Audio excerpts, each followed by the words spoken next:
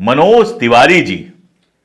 मनोज तिवारी जी कह रहे हैं कि नीतीश कुमार शायद रात को गंदी फिल्में देखकर सोते हैं और सुबह उठकर गंदी फिल्में देखते हैं। मुझे पूरा भरोसा है कि नीतीश कुमार का जो टेस्ट है, जिस तरह से वो पढ़े लिखे व्यक्ति हैं, मनोज तिवारी की फिल्में तो वो किसी हाल में नहीं देखते होंगे। एक बार एक मित्र, मैं गोरखपुर गया हुआ था, तो मुझे मनोज तिवारी की एक फिल्म दिखाने ले गए। पहले तो बाहर पोस्टर देख के ही मैंने कहा कि यार ये फिल्म मैं एंजॉय नहीं कर पाऊंगा। बोले नहीं नहीं, चलो तुमको जानना चाहिए कि भोजपुरी में कैसी फिल्में बन रही हैं। तो भाई हॉल के अंदर हम घुस गए, टिकट विकेट ले लिया।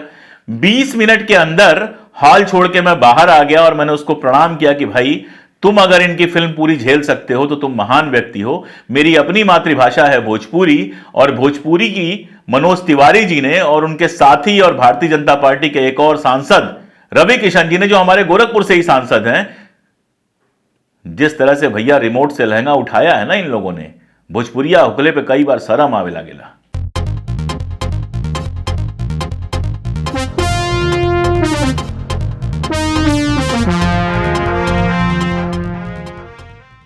नमस्कार। बिहार के यशस्वी मुख्यमंत्री आदरणीय नीतीश कुमार जी ने एक बयान दे दिया विधानसभा में, और उसके बाद मचा हुआ है बवाल। अब नीतीश जी पुराने समाजवादी आदमी हैं, खांटी जमीन के आदमी हैं, तो अपनी भाषा में सब समझाने लगे। अब समझाने लगे तो लोगों को बड़ा बुरा लग गया। अच्छा, बुरा लगने वाली थोड़ी भाषा थी, बात बिल्कुल सही कह रहे थे।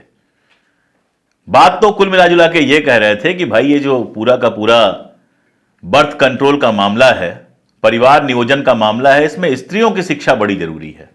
अगर स्त्रियां शिक्षित होंगी तो वो पुरुषों को रोक भी पाएंगी और परिवार नियोजन के साधन अपना भी पाएंगे। हालांकि उनका पूरा का पूरा जो जोड़ था वो पुल आउट मेथड पे था, और पुल आउट मेथड दुनिया भर में जितने अध्ययन हुए उसमें बहुत सेफ नहीं माना जाता है। इसलिए जो लोग उनका समर्थन भी कर रहे हैं, जो लोग कह रहे हैं कि वो बात बिल्कुल सही कह रहे हैं, उनको भी मेरी दोस्ताना सलाह है कि इंटरनेट पे थोड़े 2-4 आर्टिकल पढ़ लीजिए और उसके बाद ही इस तरह का मेथड अपनाने की कोशिश कीजिए। लेकिन मजेदार बात यह है कि इसका विरोध जब शुरू हुआ तो अजीब अजीब आवाजें आई। अंजना ओम कश्यप जी, जो एक बार अंजना ओम मोदी कह चुकी हैं, वो कहती हैं, उनकी भाषा है, ये आदमी एक प्रदेश का मुख्यमंत्री है।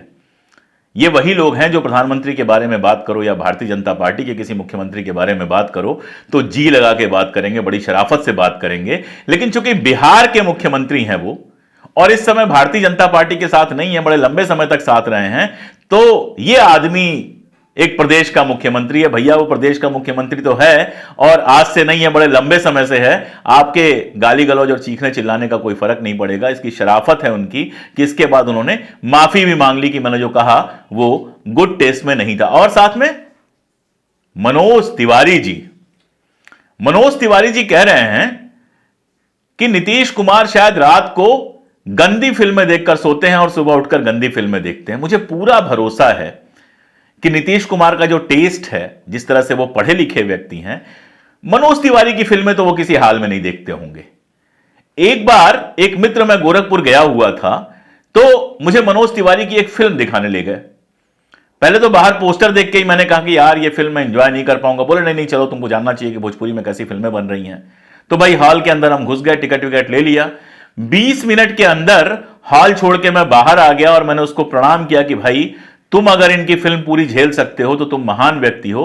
मेरी अपनी मातृभाषा है भोजपुरी, और भोजपुरी की मनोज तिवारी जी ने और उनके साथी और भारतीय जनता पार्टी के एक और सांसद रवि किशन जी ने, जो हमारे गोरखपुर से ही सांसद हैं, जिस तरह से भैया रिमोट से लहंगा उठाया है ना इन लोगों ने, भोजपुरिया हुकले पे कई बार शर्म आवे लागेला। हमारी भोजपुरी जिसमें एक से एक शानदार फिल्में बनी, नासिर हुसैन साहब ने एक से एक फिल्म बनाई थी। आप अगर गाने सुनिएगा पुरानी फिल्मों के, अद्भुत गाने होते थे, शानदार गाने होते थे, छेड़छाड़ के गाने भी जो होते थे वो भी अद्भुत गाने हुआ करते थे। पान खाएं सैया हमार, अगर कभी आप सुनिए, कभी देखिए उसको, क्या खूबसूरत वीडियो है, क्या खूबसूरत हाव भाव है, और कितनी सुंदर भाषा है। मखमल के कुर्ता पे छींट लाल लाल, और उस भाषा को मनोज तिवारी और रवि किशन जी जैसे लोग जो लहंगा रिमोट से उठाने, घाघरा रिमोट से उठाने और क्या क्या करने में लगे रहे अपने फिल्म कैरियर में, आज आकर नीतीश जी को नैतिकता सिखा रहे हैं। असल में बिहार की जनसंख्या वृद्धि हमेशा ज्यादा रही है, एक चिंता का विषय रही है, और 2020 में वहां एक अभियान शुरू किया गया कि 3.4 जो वहां पे रेट है जनसंख्या वृद्धि का, उसको घटाकर 2.1 पे ले आया जाए, जो कि रिप्लेसमेंट रेट है। सर, रिप्लेसमेंट रेट क्या होता है? मैं अर्थशास्त्र का विद्यार्थी रहा हूं, तो बहुत कायदे से फर्टिलिटी और बाकी सारी चीजों को समझता हूं, आपके साथ भी शेयर कर रहा हूं। 2.1 का रिप्लेसमेंट रेट का मतलब यह होता है कि मियां और बीवी मिलकर अगर 2 बच्चों को पैदा करें तो 2 मियां बीवी और 2 बच्चे, यानी कि 2 लोग ये जो हैं वो 2 नए लोगों को दुनिया में ला रहे हैं। जो ये लोग दुनिया से चले जाएंगे, 2 लोग रहेंगे, यानी जनसंख्या बढ़ेगी नहीं, जितनी है उतनी ही रहेगी। और जो उसमें 0.1 जोड़ा जाता है वो इसलिए कि एक आध बच्चे जिनकी बाद में डेथ हो जाती है, बचपन में डेथ हो जाती है, वो उससे कंपनसेट हो जाए। और इसके लिए जो अभियान चलाया गया, आशा वर्कर्स के जिम्मे यह दिया गया, और यह बड़ा अभियान जो चलाया गया, इस अभियान में मुख्य बात यह थी कि औरतों को शिक्षित किया जाए।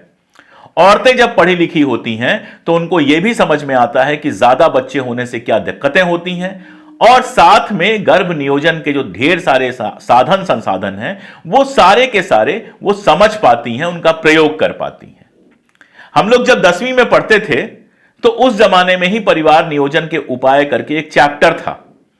अब जो उस जमाने के मार्ट साहब लोग हुआ करते थे, पढ़ाया करते थे, उनको भी वो पढ़ाने में बहुत शर्म आती थी। उनको लगता था क्या लड़कों को क्या बताना है। काश उन लोगों ने सारे बच्चों को बहुत अच्छे से परिवार नियोजन की सारी चीजें पढ़ा दी होती तो जनसंख्या नियंत्रण बेहद आसान हो जाता। लड़के लड़कियां बचपन से ही जानते कि जनसंख्या नियंत्रण आगे जाके कैसा करना है। और 10वीं की उम्र में कोई बच्चे नहीं होते हैं। 10वीं की उम्र के बच्चे आप जानते हैं, सब जानते हैं, नाटक आप कितना भी कर लीजिए।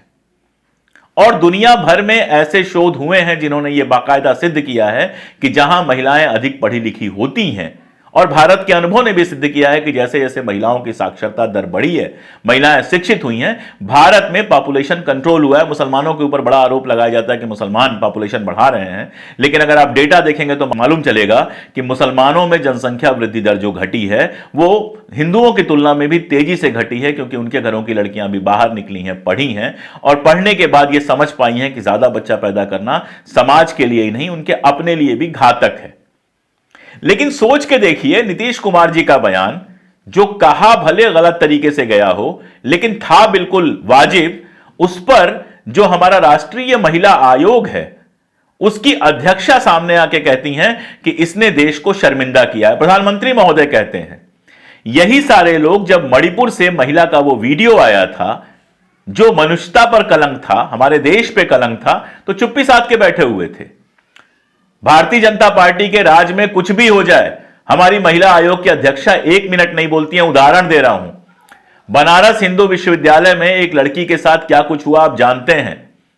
रात को 3 गुंडे आए, वो सड़क पे थी, उसके साथ मैं क्या बोलूं, लेकिन उस पर कोई कार्रवाई करने की जगह हुआ यह कि जो लोग उसके खिलाफ आंदोलन कर रहे हैं, कार्रवाई की मांग कर रहे हैं, उनको ही सजाएं मिल रही हैं।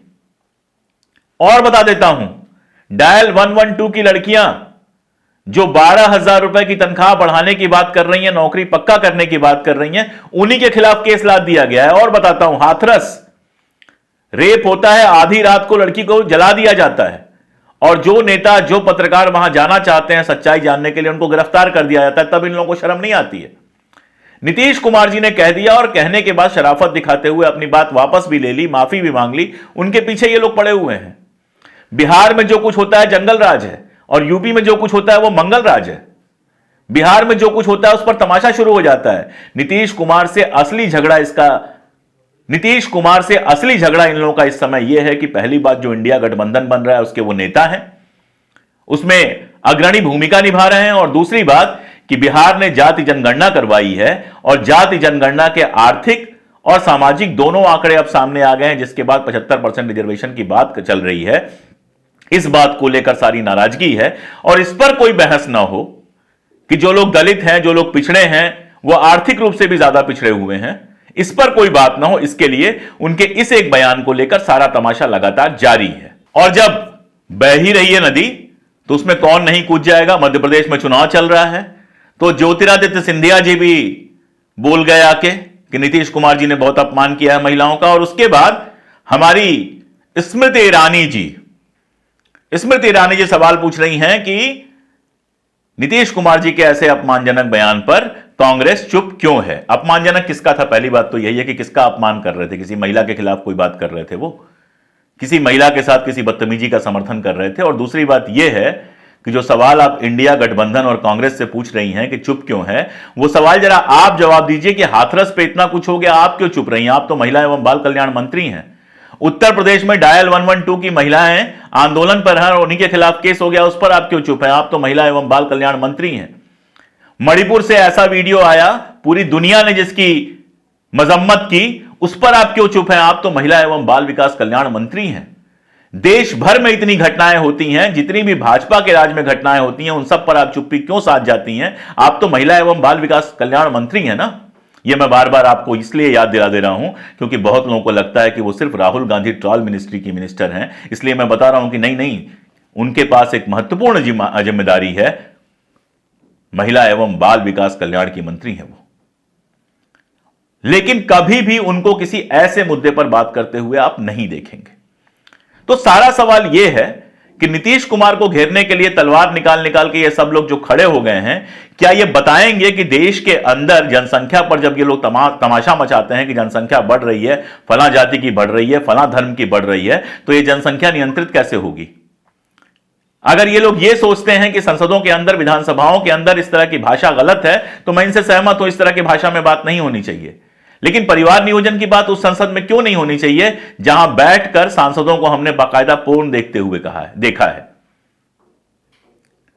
बहुत बड़ी बड़ी बातें होती हैं। कुछ आंकड़े आपको दे देता हूं। इस देश में, दुनिया में सबसे ज्यादा पोर्न देखा जाता है और कोई और नहीं देखता, हमारे आप जैसे लोग ही देखते हैं। ऐसा नहीं कि पोर्न देखने वाले अलग दुनिया से आते हैं। मोबाइल सबके हाथ में है, सब देखते हैं, सब सच्चाई जानते हैं। उड़ना जिसको जितना है उतना उड़ ले। इस देश में सबसे ज्यादा पोर्न देखा जाता है दुनिया भर में, और उसको देखने वाली 30% महिलाएं भी हैं। महिलाएं कोई अलग नहीं है बिल्कुल। ये जो एक बना लिया जाता है कि महिलाओं के साथ देखने लायक नहीं है, महिलाएं ये, महिलाएं वो। अरे भाई, महिलाएं भी इंसान हैं। महिलाएं भी उस प्रक्रिया का हिस्सा हैं जिसमें बच्चे पैदा होते हैं। जनसंख्या बढ़ने से महिलाओं को भी संकट होता है। महिलाओं के तो शरीर पे संकट होता है। जितने ज्यादा बच्चे होंगे, शरीर उतना कमजोर होगा। तो महिलाओं के लिए तो ज्यादा जरूरी है कि परिवार नियोजन के साधनों, संसाधनों के बारे में जाने।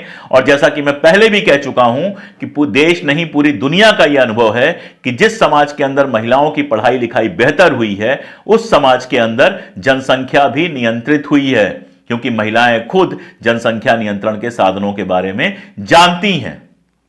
तो नीतीश कुमार जी ने जो कहा, जिस तरीके से कहा, वो तरीका कम से कम ऐसा नहीं था जो एक पढ़े लिखे मुख्यमंत्री के मुंह से अच्छा लगे। नीतीश कुमार समाजवादी आदमी है, खाटी आदमी है, बोल गए। लेकिन इस कहने से जो बात हुई कि परिवार नियोजन और महिलाओं की पढ़ाई लिखाई के बीच के रिश्ते की जो बात हुई, वो बेहद महत्वपूर्ण बात है। कहा जाता है सार सार को गई रहो, थोथा दे उड़ाए। लेकिन हमारे देश में तो थोथे पे बवाल चल रहा है, सार पे कोई बात नहीं चल रही है। जितने यूट्यूब चैनलों पे बहस चल रही है, टीवी चैनलों पे बहस चल रही है, मंत्रियों का बयान आ रहा है, सब पर सिर्फ भाषा की बात हो रही है। यह बात कोई नहीं कर रहा है कि भैया नीतीश कुमार जी ने जो यह मुद्दा उठाया, सही तरीके से या गलत तरीके से, जैसा भी आप मानिए, जो यह मुद्दा उठाया कि पढ़ी लिखी महिलाएं अगर होंगी, अगर लड़कियां पढ़ी लिखी होंगी, तो जनसंख्या नियंत्रण का पूरा जो मामला है वो ज्यादा आसान हो जाएगा। जिस परिवार में महिला पढ़ी लिखी होगी, स्त्री पढ़ी लिखी होगी, वो अपने अधिकारों के लिए भी जागृत होगी और परिवार नियोजन के साधनों के बारे में भी बेहतर जानेगी। और जिस देश में, जिस प्रदेश में पढ़ी लिखी महिलाएं ज्यादा होंगी, उस देश प्रदेश की जनसंख्या भी नियंत्रित होगी, उसका विकास भी तेज होगा। उसके जो बच्चे होंगे उनको बचपन से पढ़ाई लिखाई की ट्रेनिंग मिलेगी। इसलिए हमारे सारे समाज को, हमारे सारे देश को स्त्री शिक्षा पर, महिला शिक्षा पर विशेष जोर देना चाहिए। मेरी तो मांग है कि 12वीं तक पूरे देश में औरतों के लिए, महिलाओं के लिए शिक्षा मुफ्त करनी चाहिए। महिला रिजर्वेशन नौकरियों में भी लागू करना चाहिए ताकि महिलाओं को उचित प्रतिनिधित्व मिल सके। जिस दिन ऐसा होगा, उस दिन देश और ज्यादा विकसित और ज्यादा शरीफ होगा और उस दिन जनसंख्या नियंत्रण की समस्या अपने आप खत्म हो जाएगी। लेकिन इस मुद्दे पे बात करने की जगह सारी बात हो रही है सिर्फ और सिर्फ नीतीश कुमार की भाषा पे। और कर कौन लोग रहे हैं? मनोज तिवारी कर रहे हैं, जिन्होंने गानों में जाने पता नहीं क्या क्या किया है। रवि किशन जी का भी बयान आ ही जाएगा। और सारे लोग कर रहे हैं। यही वो लोग हैं जो बेटी बढ़ाओ बेटी पढ़ाओ कहे जाने पर शांत हो गए थे। भले वो गलती थी, लेकिन गलती तो बहुत हाईएस्ट लेवल पे हुई थी, उसकी भी तो कम से कम माफी मांगी जानी चाहिए थी ना। यही वो लोग हैं जिनका एक गृह मंत्री, मध्य प्रदेश का गृह मंत्री, बाकायदा अपने यहां चुनाव प्रचार में बयान देता है कि हमने हेमा मालिनी को भी नचवा दिया। तो सांस्कृतिक कार्यक्रमों से लेके हेमा मालिनी तक नचवा दिया। और उस पर तो किसी की बात नहीं आती है। वो तो सीधे एक स्त्री का अपमान था जब वो कह रहे थे कि हमने तो हेमा मालिनी को भी नचवा दिया। उन्हीं की पार्टी की सांसद हैं, उन्हीं की पार्टी का विधायक ऐसी बात कर रहा है और उस पर तो सारे लोग चुप हैं। मेनका गांधी एल्विश यादव पर सीधा आरोप लगाती हैं कि वो सांप के जहर का धंधा कर रहा था, रेव पार्टी कराता था, उस पर तो सारे लोग चुप हैं। तो जब अपने वालों की बात है, और ऐसे 100 बयान गिना दूंगा मैं भारतीय जनता पार्टी के नेताओं के जो औरतों के लिए अपमानजनक रहे हैं, लेकिन उस पर तो ये लोग चुप हो जाते हैं। यहां एक गलत तरीके से कही हुई सही बात के लिए इतना सारा तमाशा मचाया जा रहा है। बहुत लंबी बात मुझे नहीं करनी थी, मैं इस पर बात करना भी नहीं चाह रहा था, लेकिन आज जिस तरह से बयान आए मुझे लगा मुझे भी अपनी बात रखनी चाहिए। तो 3 बातें कहकर अपनी बात खत्म करता हूं। पहली बात, नीतीश कुमार जी ने जो कहा वो बिल्कुल सही कहा, लेकिन तरीका गलत था। संसद के अंदर वो सिर्फ इतना कह सकते थे बड़ी शराफत के साथ कि भाई अगर औरतें पढ़ी लिखी होंगी तो परिवार नियोजन के साधनों के प्रति जागरूक होंगी और ये जनसंख्या नियंत्रण में हमारी मदद करेगा। नंबर 2, नीतीश कुमार जी कोई इस चीज के विद्वान नहीं है, इस विज्ञान के विद्वान नहीं है, इस क्षेत्र में उनकी पढ़ाई लिखाई नहीं है, तो शायद उनको लगता है कि केवल जो पुल आउट मेथड है वही बहुत काफी है। लेकिन दर्शकों के लिए, खासतौर पर युवा दर्शकों के लिए मैं ये बता दूं कि इसके अलावा और इससे बेहतर बहुत सारे मेथड्स हैं। जब आपकी शादी हो या जब आप इस तरह के रिश्ते में जाएं, बेहतर होगा कि आप दोनों किसी गायनेकोलॉजिस्ट के पास जाएं, उसके साथ बैठकर समझें कि आपकी जरूरतों के हिसाब से परिवार नियोजन का कौन सा साधन, कौन सा संसाधन सबसे बेहतर है। और तीसरी बात, इसकी जो आलोचना हो रही है उसके पीछे राजनीतिक बातें हैं, निजी उद्देश्य हैं। इस पूरी आलोचना में इस बात को पीछे छोड़ दिया गया है कि स्त्री शिक्षा के जिस महत्व की तरफ नीतीश कुमार ने ध्यान दिलाया है वो बेहद महत्वपूर्ण है। आज के लिए इतना ही, आगे फिर किसी ऐसे ही विषय पर और बात होती रहेगी। बहुत शुक्रिया।